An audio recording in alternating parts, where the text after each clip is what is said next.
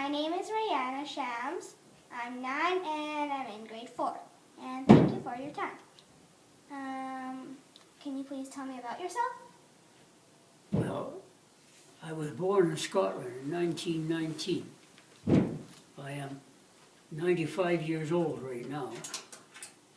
When I was 10 years old, the family came to Canada in Hamilton, Ontario, and that's where I grew up.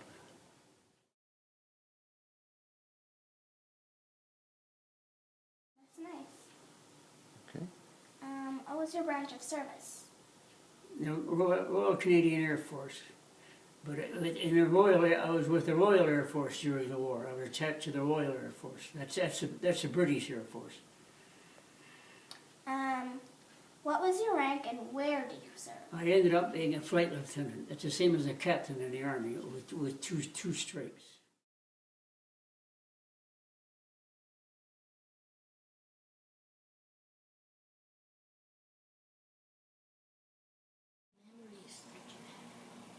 Well, the very first memory would be the day that war was declared, and we were at church because war was declared on a Sunday, and in the middle of the service our rector went out of the church, and a few minutes later he came back and got up in the pulpit and said, "I have to announce that Britain is now at war with Germany."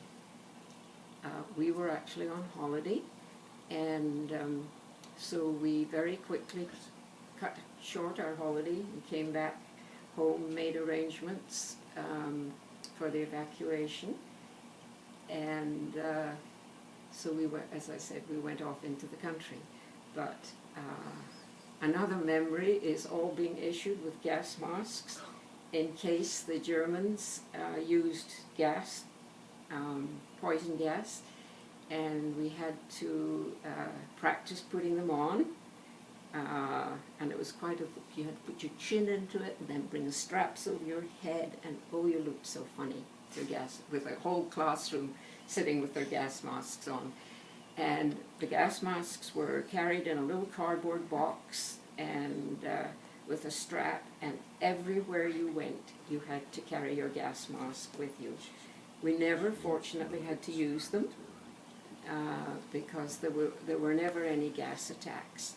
But that was one memory that I really remember, was toting this gas mask everywhere we went. Yeah. Oh, the day Dr. Stillwell mentioned the build-up of troops. I remember we were living in a house that was very close to a main road, and waking up one morning, it must have been about 2 o'clock, and I heard this thundering going past, and I got up, lifted the corner of the blind and looked out, and here was a stream of trucks going past the window, and they were all on their way to assemble for the invasion of Europe on D-Day. And it was a little bit scary, because at first I thought, oh my, the Germans have come, but they hadn't. Now I was never actually in an air raid, but sometimes we would look up and see the fighter planes fighting the German planes up in the sky, and one actually crashed, and it crashed right on our tuck shop. Do you know what a tuck shop is? It's a little shop that kept candies, and that's where you could take your allowance and go and spend your money on candies. And a chocolate bar was 1 penny, and a big one was 2 pennies.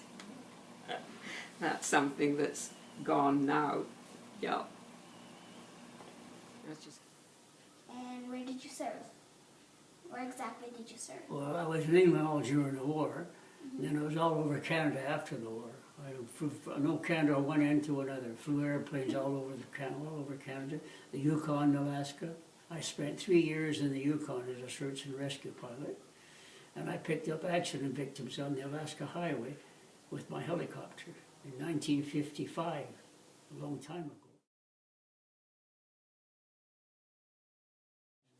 But on the way overseas, I was on a troop ship, and the convoy was hit by torpedoes. I saw one big ship go down, but we were just a small ship. They didn't bother us. I spent 10 days on that troop ship. We ended up in St. John's, Newfoundland. They flew us back to Halifax, got on the train again to New York a second time, and we went overseas on the Queen Mary. It was too fast for the submarines. So that's how I got to England.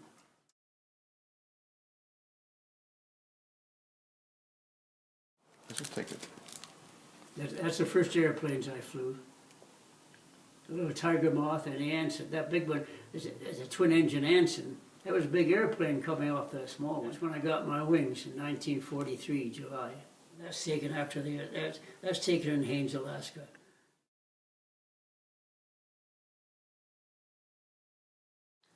Why did you want to serve in World War II? I want to learn how to fly. When I was a teenager, I used to hang around the flying club in Hamilton. I hang on the fence watching for about three weekends in a row. And finally, my wife said, "You want a job?" I said, "Sure."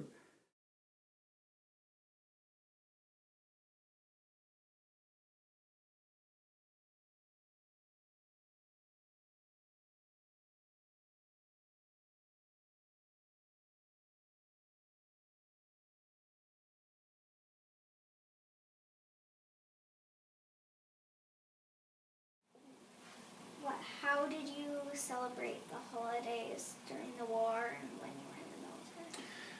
Well, first of all, as a boy during the war, Christmas was the real holiday, and we celebrated Christmas. We didn't put up our Christmas decorations until Christmas Eve. I do remember some very vivid memories of Christmas. I remember my sister being home on leave. I do also remember that it was a custom in England often. You would invite soldiers or sailors or airmen from other countries or from your own country who were away from home to come and have Christmas dinner with you. And I have some memories of some of the people. I remember one particular man, a sailor, who had been on the convoys going to Murmansk in Russia, and those were terrible convoys. They lost a lot of ships, bitterly cold, and I remember the English sailors' uniform. They have they're called blue jackets, and they have a flap that goes over, which used to be to keep when they were in sailing ships, they'd have long pigtails, and they had this flap, and they'd grease those to keep them in order. And so that was the origin of the flap at the back of the sail. And I remember being given the privilege of putting my arms under his to hold that down while he put his greatcoat on. That was something great for me. During the military, other holidays, yes, I got school holidays, and I would, and it must have been during the war. I used to go and stay with two of my dad's aunts, and my dad was one of 9 children, and there were six children.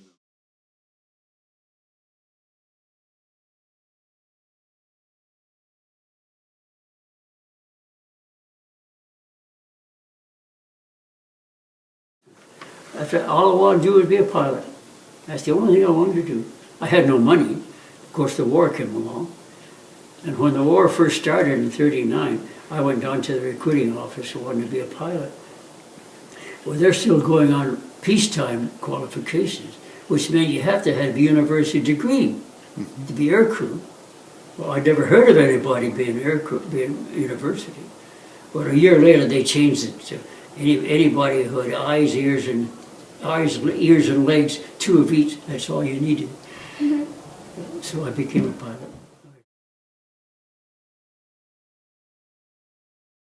And then I'd go out take my bicycle out to some of the farmers just off the station and buy eggs with these cigarettes and stuff, and put some in the airman's mess and some in the officer's mess. Split them up. And fresh eggs they were boy, oh boy.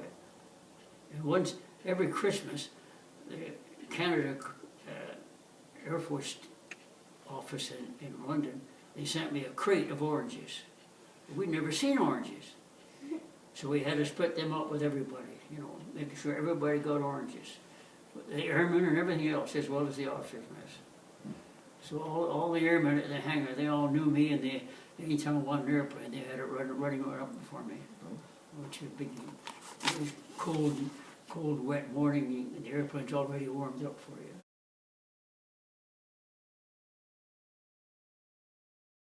I was the only Canadian instructor on that station. So they're mainly probably British instructors They're all there? Royal Air Force. Yeah, Royal Air Force. Some were New Zealand and stuff. Okay. You see, eventually, you're instructed long enough, then you can go on operations. But during D-Day, I was supposed to go on cross country with 2 students, and get up in the morning, and the whole sky was full of Dakotas towing gliders. We were on a D-Day, so we didn't go in. We stayed on the ground. Yeah. That was D-Day. That's how I knew it was D-Day. We So knew it was coming up shortly, but that morning, the whole sky was just full of Dakotas towing gliders. Boy, what an operation! Pretty neat. Well, Fred Burton, he was a navigator on Lancasters, Mm-hmm. and this Dowling, he was in 35 years in the Army. He could tell you lots of stories about the Army. Yeah. And of course, you know Fred already if you want to talk to him.